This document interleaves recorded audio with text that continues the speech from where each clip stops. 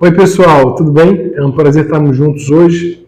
A gente vai conversar sobre covitalidade. Covitalidade é um termo que começou a ser espalhado entre o conhecimento mais acadêmico, entre a área de psicologia, medicina, psicologia positiva, nos últimos 10, 15 anos. Covitalidade vem do separar o termo, aquilo que vem junto, vitalidade, vitalidade.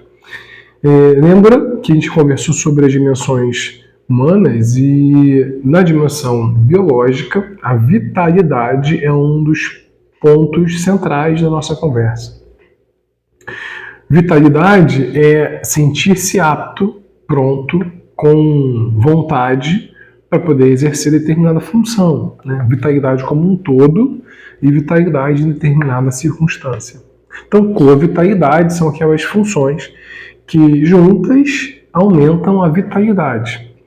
Em contraposição a esse termo, tem um termo bem mais antigo, que a gente já conhece há muito mais tempo, chamado de comorbidade. Comorbidade são aquelas situações que juntas diminuem a vitalidade da pessoa. São comórbidos. Por exemplo, se eu tenho aumento da gordura abdominal, com pressão alta, com diabetes, essas três coisas juntas aumentam, inclusive tem nomes, síndrome metabólica, entre outras coisas, mas aumentam a chance de eu ter menos disposição e ter mais fadiga no meu dia a dia. Então, quais são as coisas que juntas favorecem vitalidade?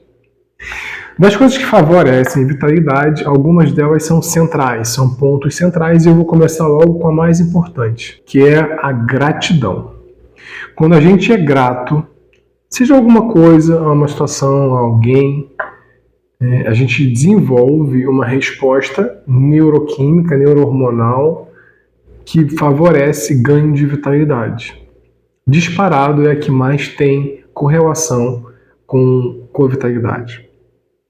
Ser grato não significa algo especial que tenha acontecido. Muito ao contrário disso. Se eu consigo desenvolver uma rotina em que eu consiga entender um momento do dia para que eu possa de fato ser grato, nem que eu tenha que colocar isso no papel, tá?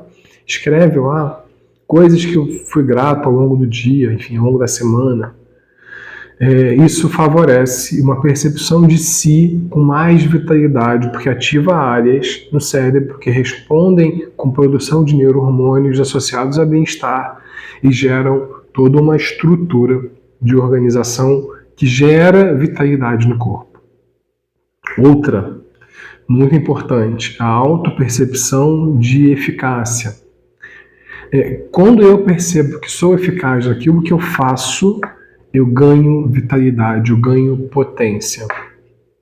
Ter otimismo sobre as situações. O otimismo é um pouco diferente de achar que as coisas vão dar certo. Não é isso. O otimista é aquele que entende a circunstância e procura o melhor caminho.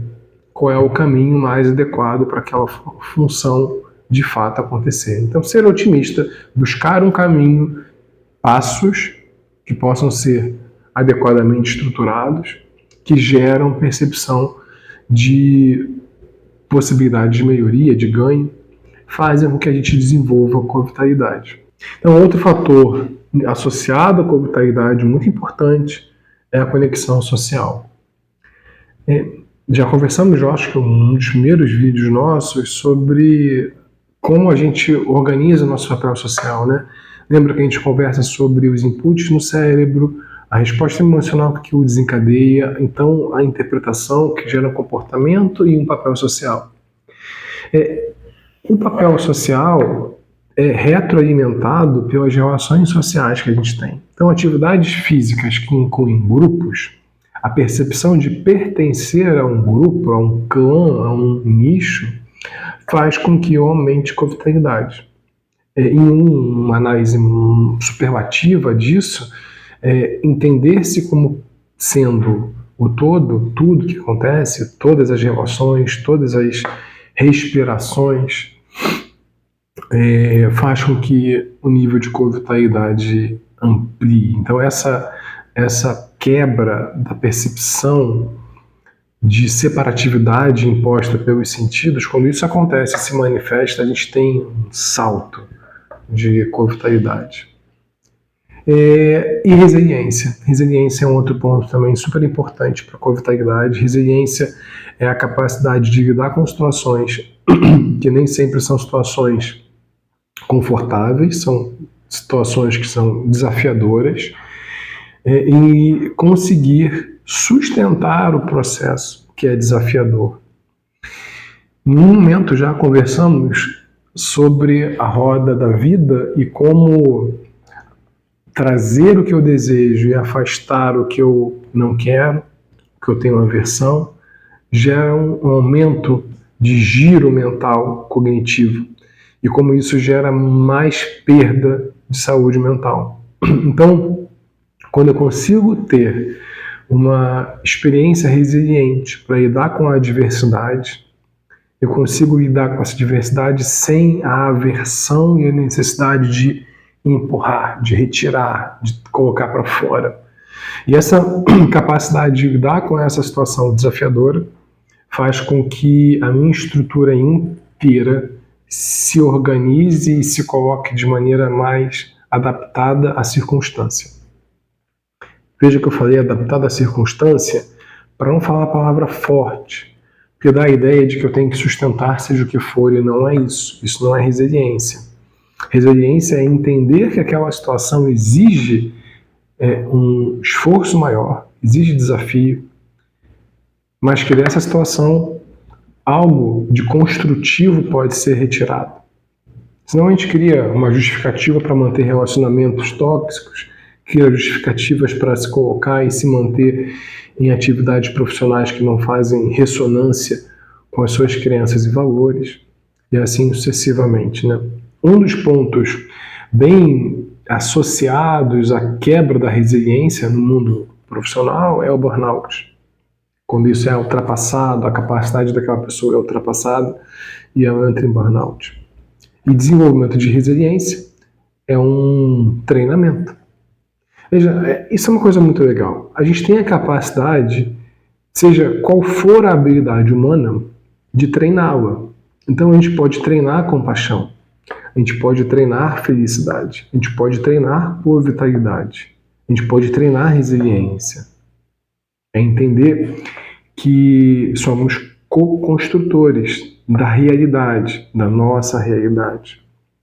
Entendendo como isso funciona dentro desse ciclo das dimensões e colocando isso em ação.